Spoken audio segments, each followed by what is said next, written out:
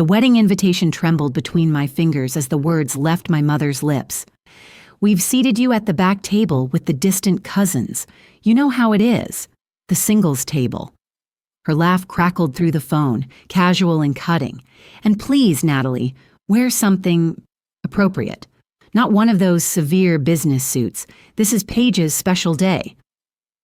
I watched my reflection in my office window, 40 stories above Manhattan, the skyline stretching behind me like the empire I'd built while my family wasn't watching.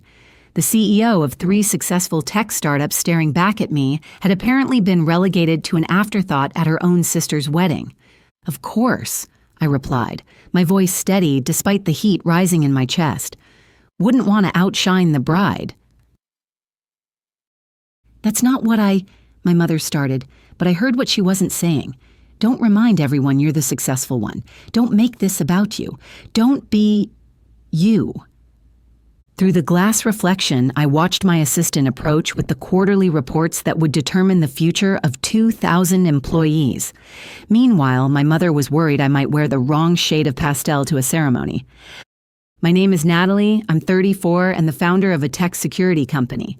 This is the story of how I stopped apologizing for success my family never bothered to understand. For as long as I could remember, our family had operated on a simple premise. Paige was the pretty one, the charming one, the one who made our parents' eyes light up at family gatherings.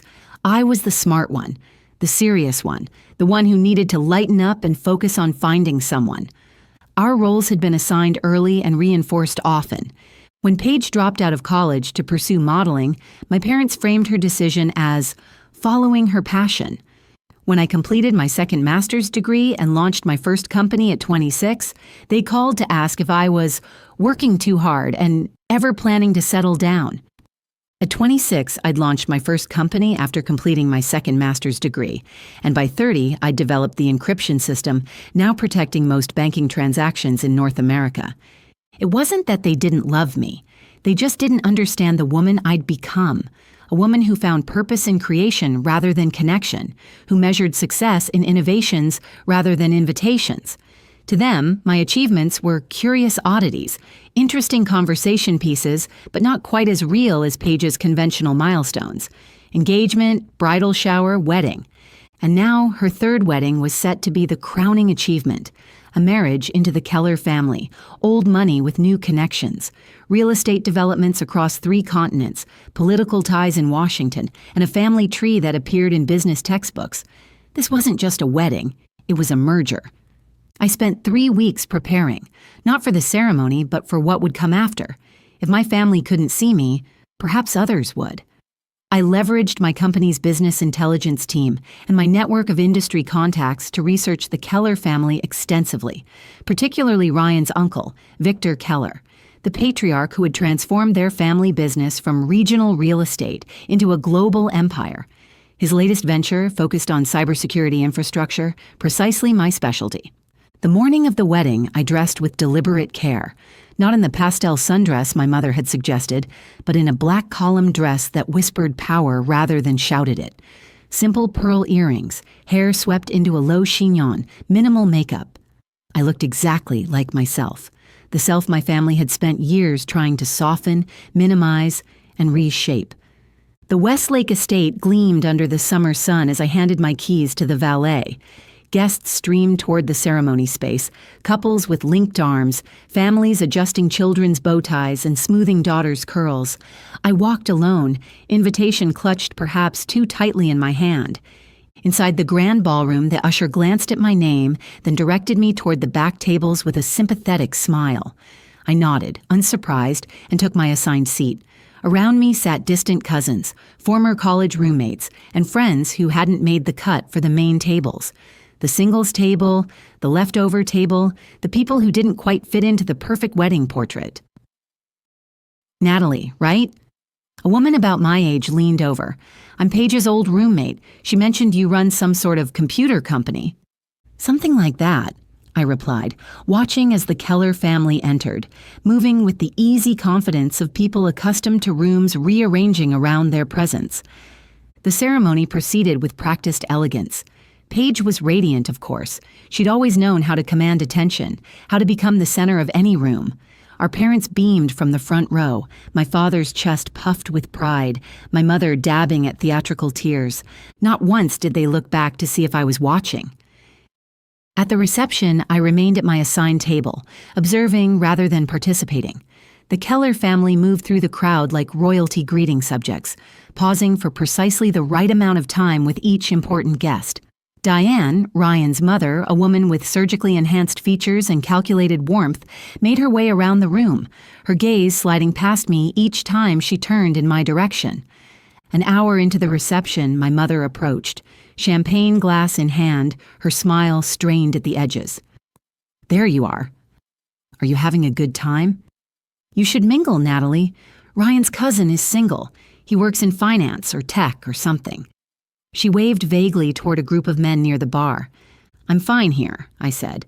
"Congratulations, by the way. The wedding is beautiful." "Isn't it? The Kellers spared no expense. Diane and I have become so close planning everything. She's practically family already." My mother leaned closer, lowering her voice. "You know, you could make more of an effort. People are noticing you sitting here alone." I met her eyes steadily. "What exactly should I be doing, Mom? Pretending to be someone I'm not so the Kellers will approve?" She flinched slightly. "That's not fair. I just want you to be happy." "I am happy, just not in the way you recognize." Before she could respond, Paige appeared at her side, champagne glass dangerously full, cheeks flushed. "Mom, Diane is looking for you. Something about the photographer wanting family pictures." My mother brightened immediately. "Of course, I'll be right there." She squeezed my arm briefly before hurrying away. Paige remained, swaying slightly. "You came," she said, as if it were a surprise. I RSP'd yes. "I know, but you're so busy with your work stuff." She waved her hand dismissively. "Ryan's family keeps asking about you, you know, the mysterious sister who never shows up to family events." "Is that how you described me?" I asked, keeping my voice neutral. She shrugged, the motion sending champagne sloshing dangerously close to the rim of her glass. What was I supposed to say? My sister thinks she's too important for family gatherings.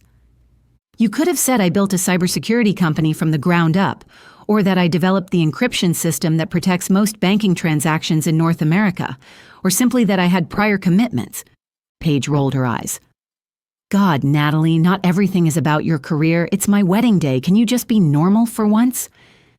Something shifted in me then, a quiet certainty replacing years of doubt. "Define normal," I said. She stared at me, confusion clouding her perfect features. "What? What does being normal look like to you, Paige? Because from where I'm sitting, I've spent my entire life being told I'm not enough while watching you being celebrated for simply existing." Her face hardened. "That's not true. You chose to be different. You chose to put work above everything else." "I chose to be myself," I corrected, "and for that, I've been punished with cold shoulders, back tables, and constant reminders that I don't fit the mold our parents created." "This is so typical," she hissed, glancing around to see if anyone was watching our exchange, "making my special day about your grievances." I smiled then, not unkindly. "I'm not making it about anything, Paige. I'm simply done pretending that your definition of success is the only one that matters." Before she could respond, a commotion near the entrance drew our attention. Victor Keller had arrived, fashionably late as powerful men often are, his silver hair and commanding presence immediately shifting the energy in the room. Conversations paused, heads turned, and even the waiting staff stood a little straighter. "That's Ryan's uncle," Paige whispered, instantly distracted from our conversation. "The important one." I watched as Victor scanned the room, his gaze sharp and assessing. When his eyes landed on me, something changed in his expression. Recognition, perhaps, or curiosity. He said something to his assistant, who nodded and made a note on his tablet. The reception continued, but I felt the weight of attention shifting. Victor Keller made his way around the room, stopping to speak with key guests, each conversation brief but focused. When he finally approached our table, Paige was immediately at his side, her hand proprietary on Ryan's arm. "Uncle Victor, I'm so glad you could make it," Ryan said, his voice carrying that particular tone people use when addressing someone who controls their financial future. Victor nodded, his attention already elsewhere. "Ms. Reed," he said, looking directly at me, "I thought I recognized you. Your presentation at the Geneva Security Summit last year was remarkable." The silence that followed was exquisite. Paige's smile froze, Ryan looked confused, and around us, conversations stuttered to a halt. "Thank you, Mr. Keller," I replied, rising to meet his extended hand. "I didn't realize you were in attendance." "I wasn't," he said. "But after 3 of my security advisors mentioned your keynote, I made a point of watching the recording. Your approach to quantum-resistant encryption is years ahead of your competitors." From the corner of my eye, I saw my mother and father exchange glances, their expressions a mixture of confusion and dawning realization. Diane Keller was staring at me as if seeing me for the first time. "Victor," she began, "you know Natalie?" He turned to her with mild surprise. "Know her. Her company's security protocols protect half our international holdings. When Ryan mentioned his fiancée had a sister in tech, I didn't make the connection." He looked back at me. "Though I'm surprised you're seated all the way back here." The implication hung in the air like smoke. Paige's fingers tightened around her champagne glass, her knuckles white. "Family dynamics," I said simply, offering no excuses for them. Victor nodded, understanding perfectly. "I'd like to continue our conversation about the Berlin project," he said. "Perhaps you'd join me?" He gestured toward the head table, where empty seats awaited beside the family patriarch. As we walked away, I heard Diane's urgent whisper to my mother, "You never mentioned Natalie was that Natalie Reed." The rest of the evening unfolded like a carefully orchestrated correction. I sat beside Victor Keller, discussing security infrastructure, while the wedding party looked on in varying states of confusion and reassessment. My parents hovered nearby, clearly unsure whether to be proud of my apparent importance or embarrassed by their previous dismissal. Later, as the dancing began, my father approached, his expression uncharacteristically humble. "Natalie, I had no idea your work was so significant." I met his gaze evenly. "I know, Dad. That's exactly the problem." He flinched slightly. "We've always supported you." "No," I corrected gently. "You've always tolerated me. There's a difference." My mother appeared at his side, her social smile firmly in place. "Everyone's talking about you and Victor Keller. Why didn't you tell us you knew the Kellers?" "For the same reason you never asked about my company, despite it being featured in Forbes last year," I replied. "You weren't interested." Her smile faltered. "That's not fair. We're very proud of you." "Since when?" I asked, the question hanging between us like a challenge. My father cleared his throat. "We've always been proud of you, Natalie. We just don't always understand your world." "You never tried," I said simply. "Not once in 15 years have you asked me to explain what I do, why it matters, or what it means to me." They exchanged glances, the truth of my words settling uncomfortably between us. "Well," my mother finally said, "we're asking now." I studied them for a moment, these people who had shaped me through both their support and their dismissal. "It's a start," I conceded, "but I'm not the one who needs to prove anything anymore."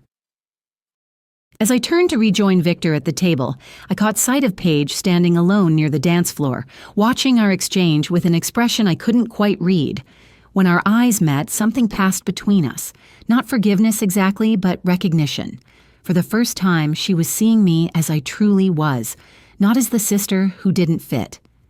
Later that night, as the reception wound down, Victor handed me his card with a private number scrawled on the back. "I'm assembling a team for a new security initiative," he said.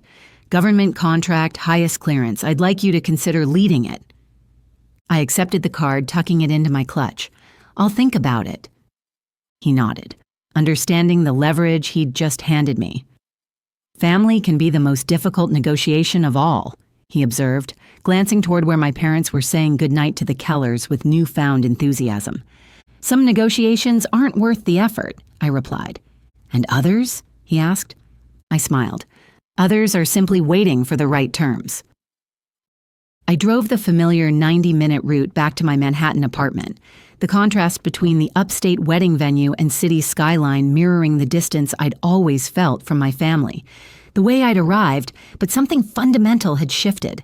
The validation from Victor Keller wasn't what mattered. It was merely the mirror that forced my family to finally see what had been in front of them all along. As I unlocked my apartment door, my phone chimed with a text from Paige. We should talk. Really talk. Soon. I didn't respond immediately. Some conversations require careful consideration, and some relationships need to be renegotiated from the ground up. But for the first time in years, I felt the possibility of being seen, not as the sister who didn't fit, but as the woman who had built something extraordinary while no one was watching. And perhaps that was enough of a beginning.